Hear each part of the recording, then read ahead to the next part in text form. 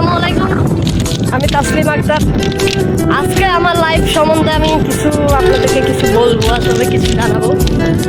বিগত কয়েক মাস ধরে আমি কয়েক কিলো রানিং করি, কিন্তু নিজের মতো করে একা একা রানিং করলে আসলে অতটা পারফেক্ট হয় কিনা জানি না। নিজের মতো করে রানিং করে তো আমার খেলা শুরু যখন থেকে আমি বিস্তারিত আজকে জানাবো। আমার ইউটিউব চ্যানেল, আমার ইউটিউবারদেরকে জানাবো যারা আমাকে ফলো করছে, লাইক করে, সবাই আমার ভিডিও দেখে, ওরা দেশবাসীকে জানাবো। আসলে আমি 2015 সাল থেকে খেলাধুলা করতেছি, অ্যাথলেটিক্সে খেলি। তো 15 সালে প্রথমে আমি বিকেএসপিতে গেলাম 1 মাসের ক্যাম্পে। টিকার পরে বাসাইতে টিকার পরে 1 মাসের ক্যাম্পের জন্য ডাকছে বিকেএসপিতে। তো আমি এখানে প্রায় বিকেএসপিতে 1 মাস ট্রেনিং করার পরে 6 মাসের জন্য ডাকছে। 6 মাস ট্রেনিং করছি, এখন 32 চান্স। তা আসলে আমি ওই সময় বয়স কম ছিল, তো আমি খারাপ লাগতো বিকেএসপিতে, কারণ একা একা ফ্যামিলি নাই। তখন প্রথম এক জায়গায় আসছি, আনেজি লাগতো প্রথম। পরে 6 মাস আমি বিকেএসপিতে ট্রেনিং নেওয়ার পরে 32 চান্সে আমি ভর্তি হইনি। 7 দিনের একটা ক্যাম্প থাকে, সেখানে ভর্তির একটা থাকে, সেখানে ভর্তি হওয়ার কথা। আমি ভর্তি হইনি, না হয়ে আমি চলে আসছি বাসায়।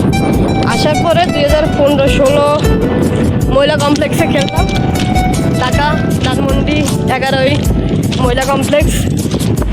তো ওইখানে ব্যক্তিগত রানার আপ হয়েছি।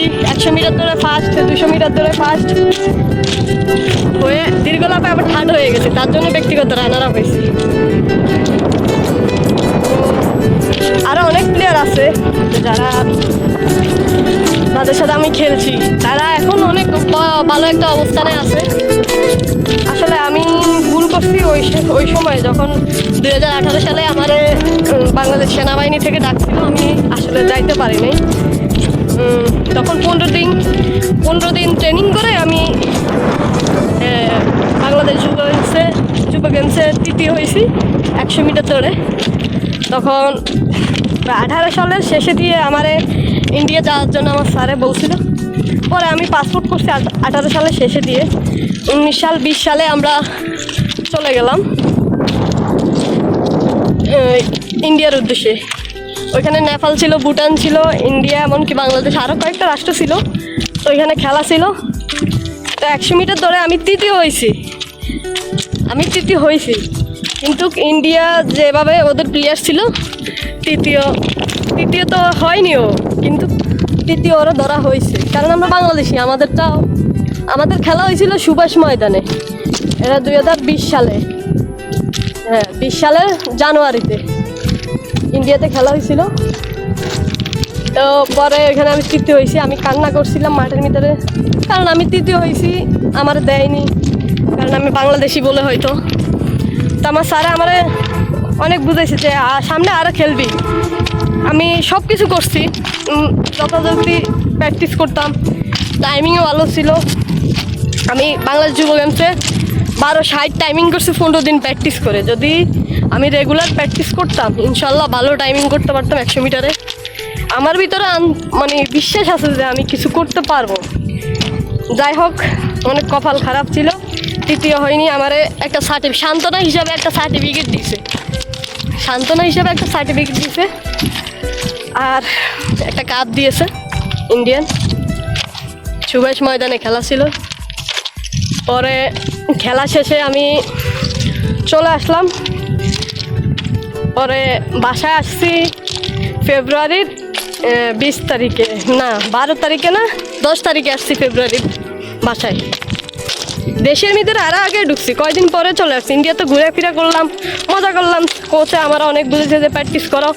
আমাদের কোচ যশোরের নিবাস স্যার, শ্রীনিবাস হালদার ওনার নাম, উনি অনেক ভালো।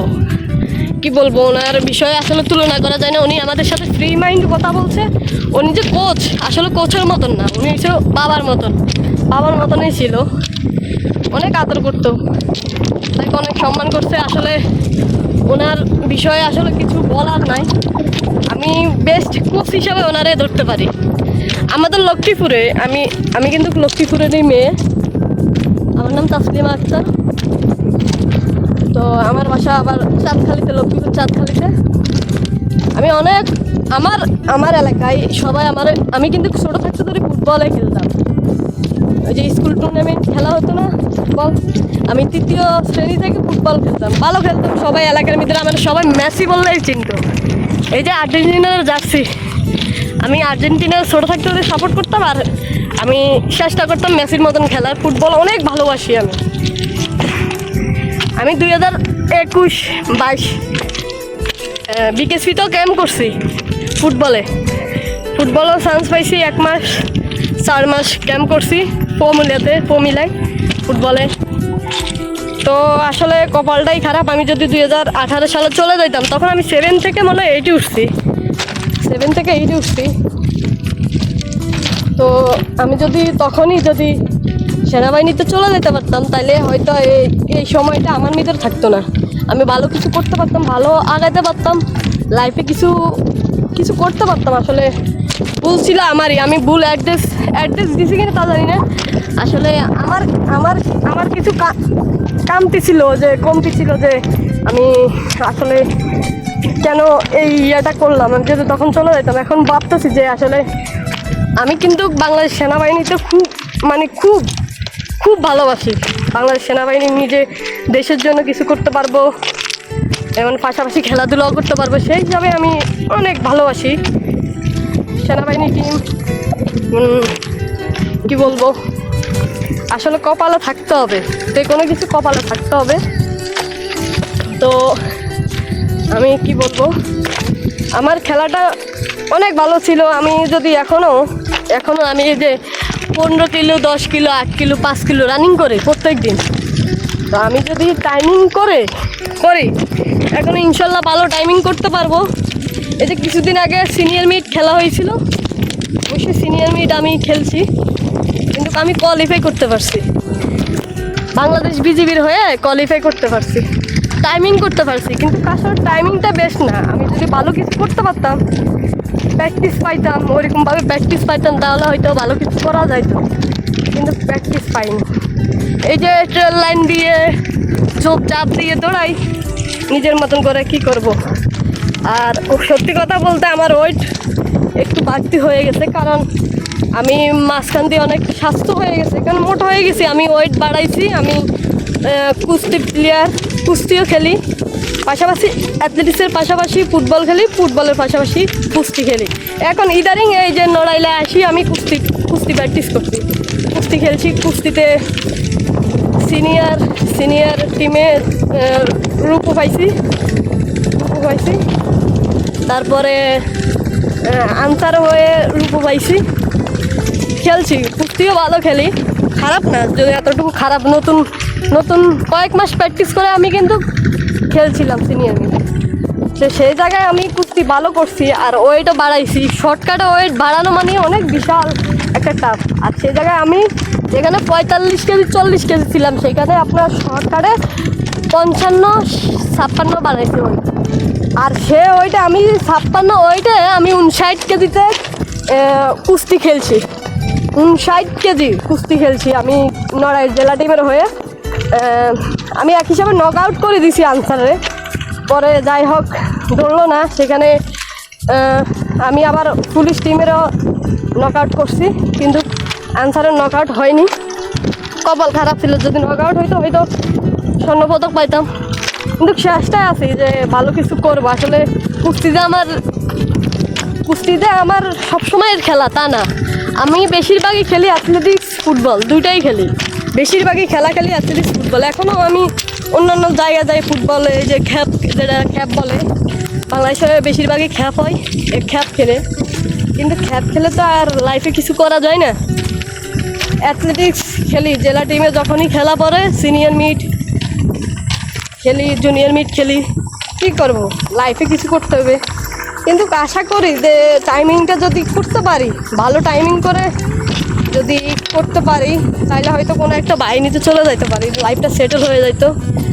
নিজের চেষ্টা আছে যে ভালো নিজের স্বপ্নের বাহিনীতে যাওয়ার, কিন্তু আশা করি কি হবে জানি না।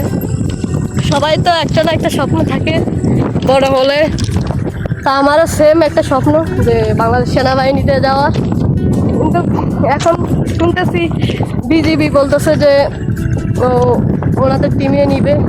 দেখা যাক, টাইমিং তো ওনাদের 100 মিটারের টাইমিং করে দিলাম, এখন বাকিটা আল্লাহর উপরে, যদি নেয় কপালে যেখানে হবে, যেখানে ভাত খাওয়া থাকবে সেখানেই হবে। তো আমি আল্লাহর উপরে বিশ্বাসী, কারোর উপরে না।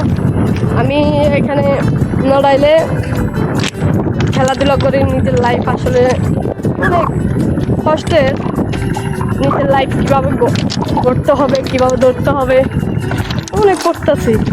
আল্লাহ যদি দেয়, টাইমিংটা যদি করতে পারি, খেলাতে যদি ভালো কিছু করতে পারি, শুকর আল্লাহর কাছে লাখ লাখ শুকরিয়া যে টাইমিংটা করতে পারবো।